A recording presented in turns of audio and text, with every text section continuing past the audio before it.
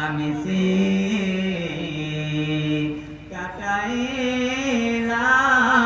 জিন্দগি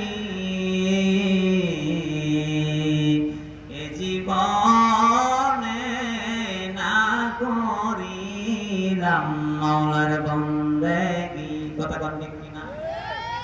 আপনি মারা যাবেন, সন্তানেরা বলবে লাশটা আর ঘরের মধ্যে রাখা হবে না। কথা কন ঠিক কিনা? তাড়াতাড়ি নিয়ে যাও, ভালো জায়গার মধ্যে আপনার লাশ দাফন করতেও দিবে না। কথা কন ঠিক কিনা? সন্তান বলবে এই লাশ এখানে দাফন করা যাবে না, এটা ভালো জায়গা, এই জায়গার মধ্যে আমরা কাজ করব। কথা কন ঠিক কিনা? কোথায় দাফন করবে? বলে ওই বাচ্চার দেখা যায়, ওই বাচ্চারের মধ্যে গিয়ে দাফন করা। কথা কন ঠিক কিনা? কবরস্থান দেখবেন ভালো জায়গায় দেয় না, আপনার 5 পয়সার দামও তাদের কাছে আর নাই। একটা লাশ মাটির মধ্যে দাফন করতে তাদের দ্বিধা হয়, অথচ আপনার কোটি কোটি টাকার সম্পদ দুনিয়ায় তারা ভোগ করবে। কথা কোন ঠিক কিনা? আপনি মারা যাওয়ার সাথে সাথে আপনার স্থান আর ওই জায়গায় হবে না, আপনার স্থান ওই বাঁধঝাড়ার মধ্যে। কথা কোন ঠিক কিনা?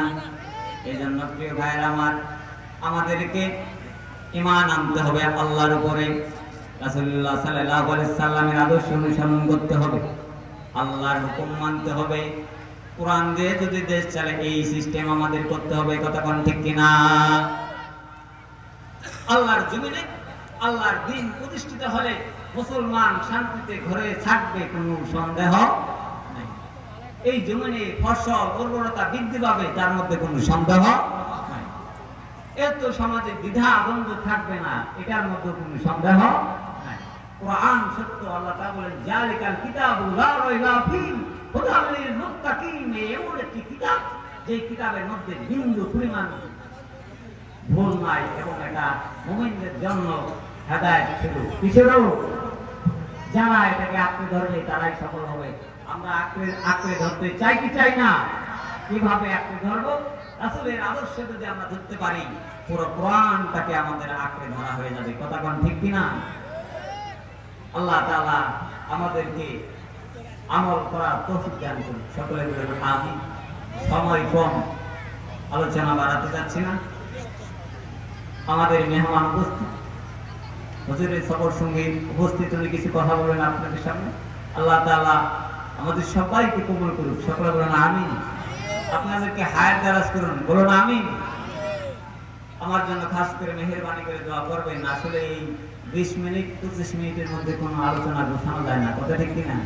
আলোচনা করার জন্য একটু লম্বা সময় দরকার। আল্লাহ তাআলা যদি হায়াতে বেঁচে রাখে, আপনাদের সামনে বয়ান আনবো, কথা বলবো ইনশাআল্লাহ। তবে যারা আমন্ত্রিত আছে তাদের আমরা কথা শুনবো ইনশাআল্লাহ। থাকবেন তো আপনারা? শেষ পর্যন্ত শুনে যাবেন।